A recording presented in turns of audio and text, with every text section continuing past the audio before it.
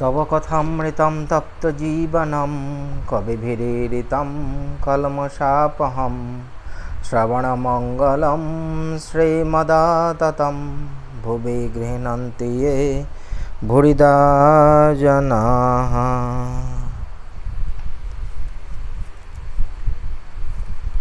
তোমার কথামৃত তাপদগ্ধ জনগণের জীবনস্বরূপ, মুনিগণ কর্তৃক কীর্তিত পাপসমূহের বিনাশক, শ্রবণ মাত্রই মঙ্গলপ্রদ ও সকল সম্পদের আকর। ইহা যিনি বিস্তৃত রূপে কীর্তন করেন, জগতে তিনিই সর্বশ্রেষ্ঠ দাতা।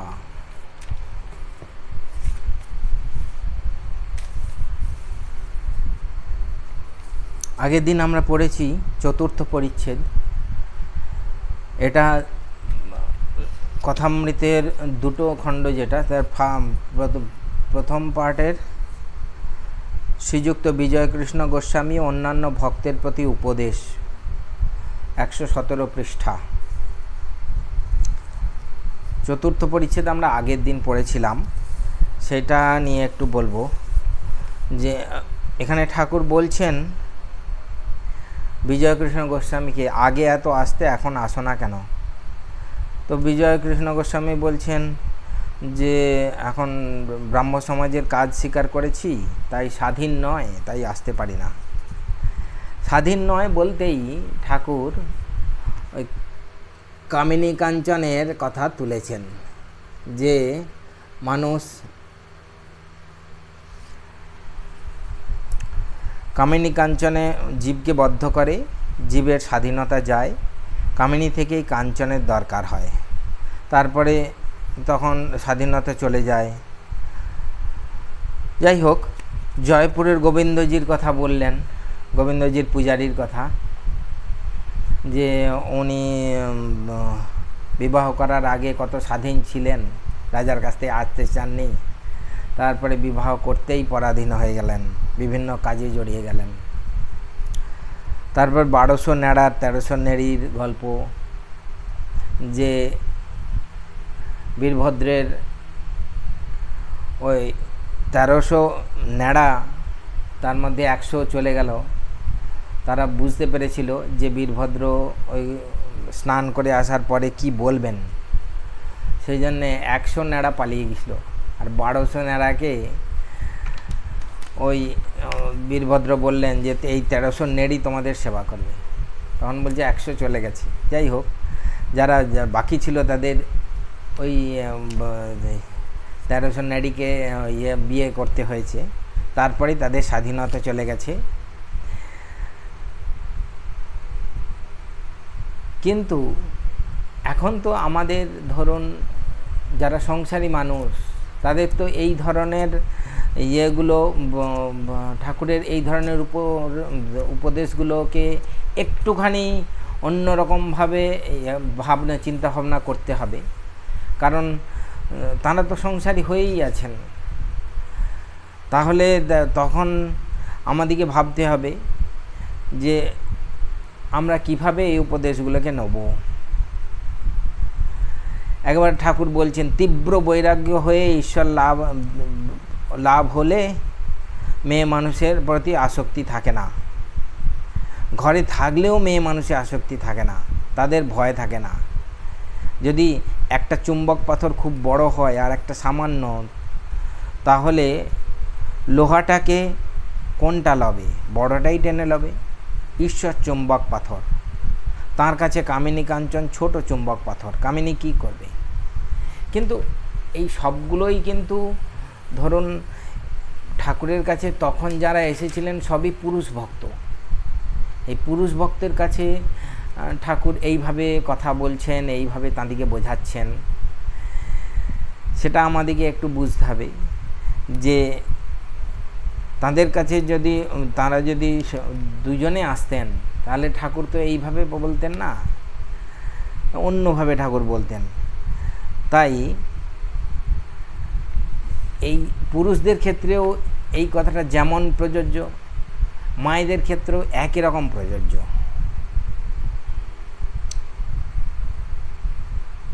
যিনি ঈশ্বর লাভ করেছেন, তিনি কামিনীকে অন্য চোখে দেখেন না, যে ভয় হবে। তো ভক্ত জিজ্ঞাসা করেছিলেন, মেয়ে মানুষকে কি ঘৃণা করব? তখন ভয়ে ঘৃণা করবে সেই রকম বলতে যে ঠাকুর বলছেন তাদেরকে ভয় হবে না। তখন তারা দেখবেন মেয়েরা মা ব্রহ্মময়ের অংশ, আর মা মা বলে তাই সকলকে পূজা করবেন। আর ঠিক পুরুষদের ক্ষেত্রেও মায়েরা ঠিক এই রকমই চিন্তা ভাবনা করবেন যে ঠাকুর এটা পুরুষদের উদ্দেশ্যে বলেছেন। সেখানে আমরা মায়ের অনেক উপদেশ আছে যেগুলো আমরা কাজে লাগাতে পারি একই রকম। যাই হোক, ব্রাহ্ম সমাজের কাজ করতে হয়, তাই সর্বদা আসতে পারি না, সুবিধে হলে আসব। তখন আবার ঠাকুর বলছেন আচার্যের কাজ বড় কঠিন, তাঁর উপদেশ পেলে, তাঁর আদেশ পেলে তবে লেকচার দিতে হয়, আদেশ পেয়ে লেকচার দিতে হয়। যাই হোক, আবার সেই গল্প, হালদার পুকুরের গল্প। আর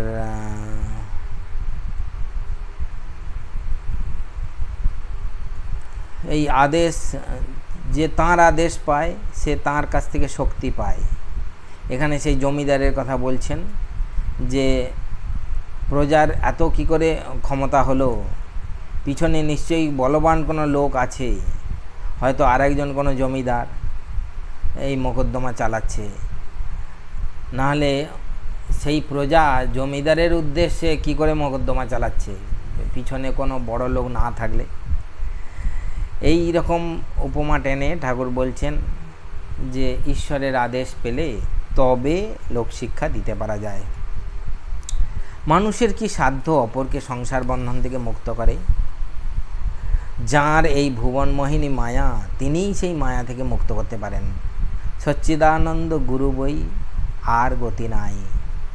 যারা ঈশ্বর লাভ করে নাই, তাঁর আদেশ পায় নাই, যারা ঈশ্বরের শক্তিতে শক্তিমান হয় নাই, তাদের কি সাধ্য জীবের ভববন্ধন মোচন করে? এখানে অনেকে হয়তো ভাববে যে গুরুরা তাহলে কি সবাই এরকম পেয়েছেন, আদেশ পেয়েছেন? অবশ্যই তারা সংঘ থেকে আদেশ পেয়েছেন, তারা সংঘ থেকে আদেশ পেয়ে তবে গুরু রূপে অবতীর্ণ হন। আর একটা জিনিস হচ্ছে, মহাপুরুষ মহারাজকে একবার এরকম জিজ্ঞেস করেছিলেন একজন, তো মহাপুরুষ মহারাজ বলেছিলেন, আমি কিছু জানি না ভাই, আমি শুধু ফুলগুলো ঠাকুরের দিকে ছুঁড়ে দিই, ঠাকুর তুমি এদের দেখো। মানে এখনকার যে মহারাজরা দীক্ষা দেন বা গুরু রূপে ভক্তদের কাছে আসেন, তারা এই আমিত্ব শূন্য হয়েই কাজ করেন। তারা, তাদের নিজেদের কিছু নেই, তারা সব ঠাকুরমা স্বামীজিই তাদের সব।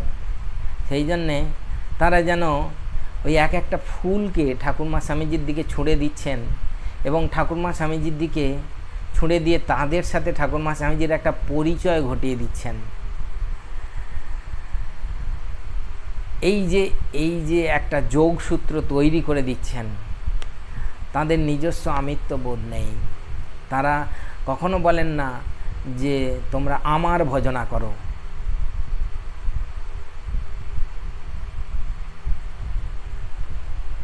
সেই জন্যেই এখন আমাদের যারা গুরু মহারাজরা আছেন, তারা একদম সব কিছুই ঠাকুরমা স্বামীজিতে অর্পণ করে দেন। তাদের সমস্ত যারা দীক্ষা নিতে আসেন, তাদের ভালো মন্দ পাপ পুণ্য সমস্ত কিছুই ঠাকুরমা স্বামীজির উদ্দেশ্যেই তারা অর্পণ করেন এবং তাদের সঙ্গে একটা যোগসূত্র তৈরি করে দেন। যাই হোক, আজকের পাঠটা একটু দেরি হয়ে গেল। ষষ্ঠ পরিচ্ছেদ, 119 পৃষ্ঠা, প্রথম খণ্ড, শ্রীরামকৃষ্ণ কথামৃত। অহংকার বিমূর আত্মা কর্তাহ মিতিমন্যতে। এটা গীতার 3য় অধ্যায়ের 27 নম্বর শ্লোক আছে। বলছে অহংকার বিমূর আত্মা কর্তাহ মিতিমান্যতে, মানে বলছে অহংকার। অহংকার কি বলছে? শরীরেন্দ্রিয়াদিতে আমি আমার বোধ, এটাই বলছে অহংকার। দ্বারা যাহার চিত্ত বিমূঢ় হইয়া আছে, মানে আমি আমার বোধ দ্বারা যাহার চিত্ত বিমূঢ় হইয়াছে, তিনি আমি কর্তা এইরূপ মনে করেন।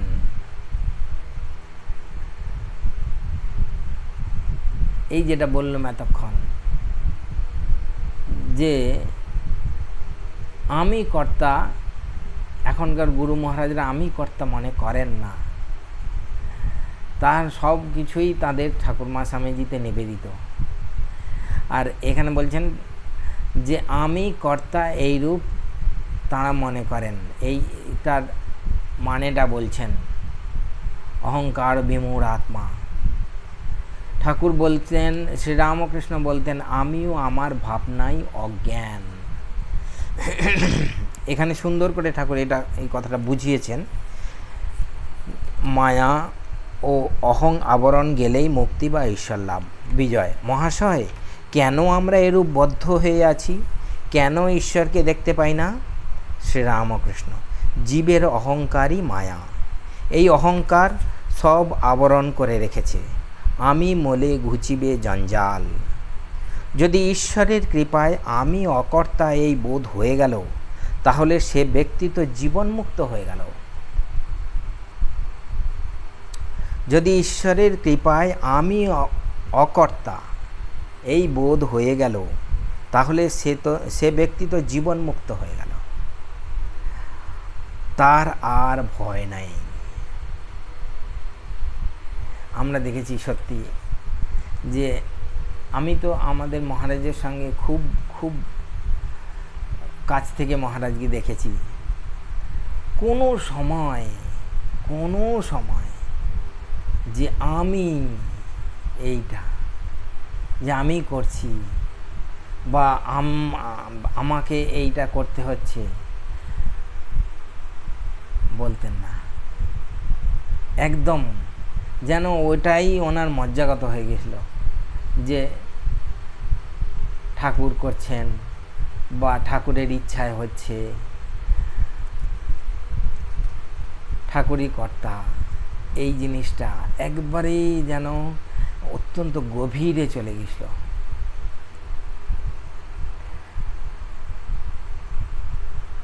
এই মায়া বা অহং যেন মেঘের স্বরূপ। সামান্য মেঘের জন্য সূর্যকে দেখা যায় না, মেঘ সরে গেলেই সূর্যকে দেখা যায়। যদি গুরুর কৃপায় একবার অহং বুদ্ধি যায়, তাহলে ঈশ্বর দর্শন হয়।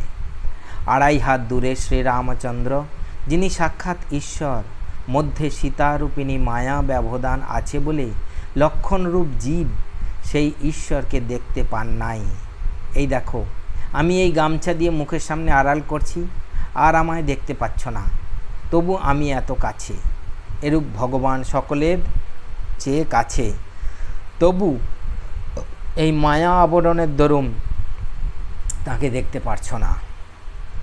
জীব তো সচ্চিদানন্দ স্বরূপ, কিন্তু এই মায়া বা অহংকারে তাদের সব নানা উপাধি হয়ে পড়েছে, আর তারা আপনার স্বরূপ ভুলে গেছে।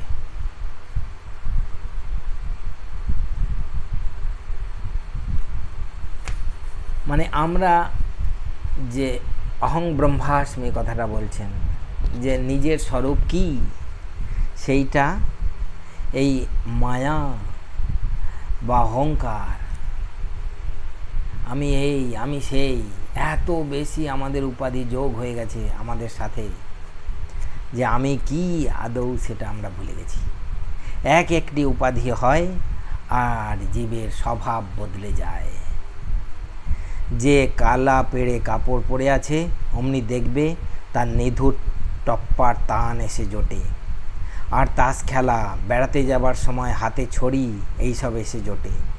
রোগালোকও যদি বুট জুতা পরে, সে অমনি শীষ দিতে আরম্ভ করে। সিঁড়ি উঠবার সময় সাহেবদের মতো লাফিয়ে উঠতে থাকে। মানুষের হাতে যদি কলম থাকে, এমনি কলমের গুণ যে সে অমনি একটা কাগজ পেলেই তার উপর ফাঁস ফাঁস করে টান দিতে থাকবে। টাকাও একটি বিলক্ষণ উপাধি। টাকা হলেই মানুষ আর এক রকম হয়ে যায়, সে মানুষ থাকে না। এখানে একজন ব্রাহ্মণ আসা যাওয়া করত। সে বাহিরে বেশ বিনয়ী ছিল। কিছুদিন পরে আমরা কোন্নগর গেছিলাম। হৃদয় সঙ্গে ছিল। নৌকা থেকে যাই নামছি, দেখি সেই ব্রাহ্মণ গঙ্গার ধারে বসে আছে। বোধহয় হাওয়া খাচ্ছিল। আমাদের দেখে বলছে, কি ঠাকুর, বলি আছো কেমন? তার কথার স্বর শুনে আমি হৃদয়কে বললাম, ওরে হৃদয়, এ লোকটার টাকা হয়েছে, তাই এরকম কথা। হৃদয় হাসতে লাগলো। একটা ব্যাঙের একটা টাকা ছিল, গর্তে তার টাকাটা ছিল। একটা হাতি সেই গর্ত ডিঙিয়ে যাচ্ছিল। তখন ব্যাঙটা বেরিয়ে এসে খুব রাগ করে হাতিকে লাথি দেখাতে লাগলো আর বললে, তোর এত বড় সাধ্য যে আমায় ডিঙিয়ে যাস? টাকার এত অহংকার। ঠাকুর টাকাকে কত, এই গল্পটা বলে যেন কত ছোট করেছেন।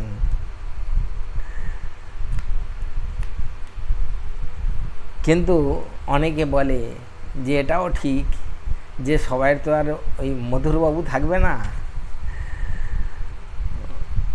যে ঠাকুরের যে রসদদার ছিলেন কয়েকজন, সকলের তো সেরকম থাকবে না, তাহলে তারা কি করবে?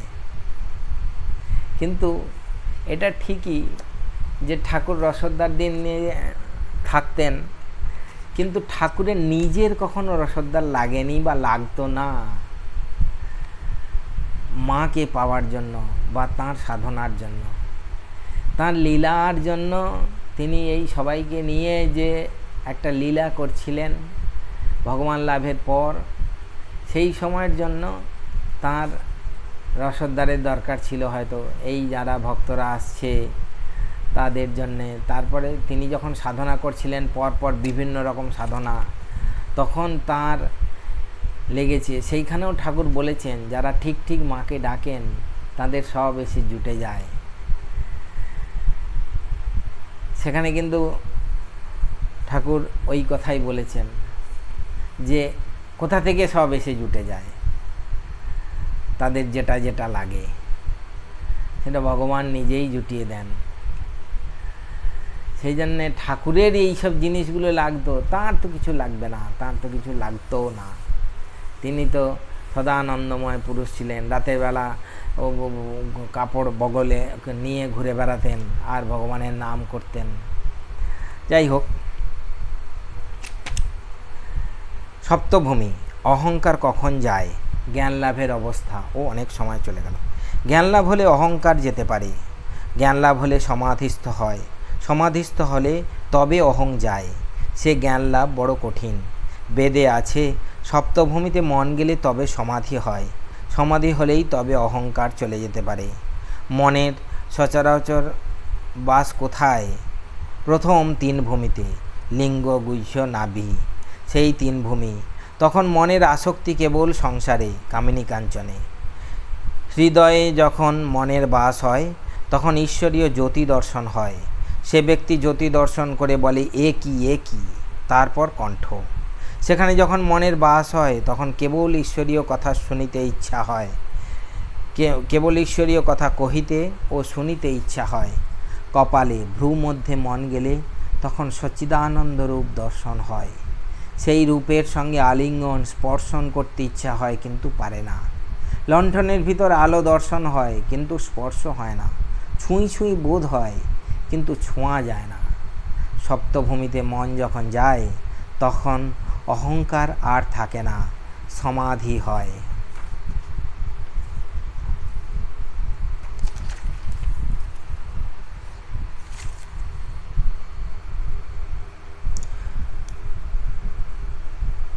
বিজয়, সেখানে পৌঁছিবার পর যখন ব্রহ্মজ্ঞান হয় মানুষ কি দেখে? শ্রীরামকৃষ্ণ বলছেন, সপ্তম ভূমিতে মন পৌঁছলে কি হয় মুখে বলা যায় না। জাহাজ একবার কালাপানিতে গেলে আর ফিরে না। জাহাজের খবর আর পাওয়া যায় না। সমুদ্রের খবরও জাহাজের কাছে পাওয়া যায় না। নুনের ছবি সমুদ্র মাপতে গেছিল, কিন্তু যাই নেমেছে অমনি গলে গেছে। সমুদ্র কত গভীর কে খবর দিবে, যে দিবে সে মিশে গেছে। সপ্তম ভূমিতে মনের নাশ হয়, সমাধি হয়, কি বোধ হয় মুখে বলা যায় না। অহং কিন্তু যায় না, বজ্জাত আমি, দাস আমি। যে আমিতে সংসারী করে, কামিনী কাঞ্চনে আসক্ত করে, সে আমি খারাপ। জীব ও আত্মার প্রভেদ হয়েছে এই আমি মাঝখানে আছে বলে। জলের উপর যদি একটি লাঠি ফেলে দেওয়া হয় তাহলে দুটো ভাগ দেখায়, বস্তুত এক জল। লাঠিটার দরুন দুটো দেখাচ্ছে। অহংই এই লাঠি, লাঠি তুলে লও, সেই এক জলই থাকবে। বজ্জাত আমি কে, যে আমি বলে আমায় জানে না। আমার এত টাকা, আমার চেয়ে কে বড়লোক আছে। যদি চোর 10 টাকা চুরি করে থাকে, প্রথমে টাকা কেড়ে লয়, তারপর চোরকে খুব মারে, তাতেও ছাড়ে না। পাহারাওয়ালা ডেকে পুলিশে দেয় ও ম্যাদ খাটায়। বজ্জাত আমি বলে জানে না আমার 10 টাকা নিয়েছে, এত বড় আস্পর্ধা।